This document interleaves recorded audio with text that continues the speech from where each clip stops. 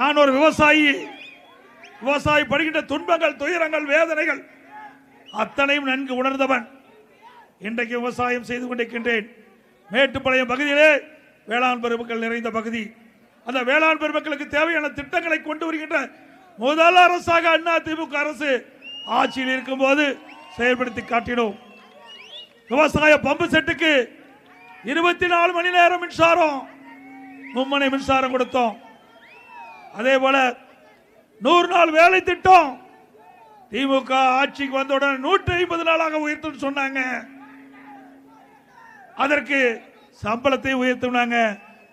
இப்போ 100 நாள் வேலை திட்டம் போய் 50 நாள் வேலை திட்டம் ஆயிட்டது. இதுதான் திமுக சாதனை.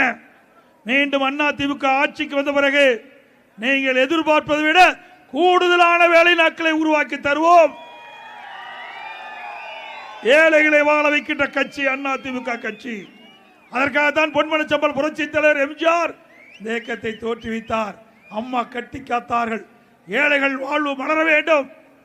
அதற்காக நிறைய திட்டங்களை கொண்டு வந்த அரசாங்கம் அண்ணா திமுக அரசாங்கம்.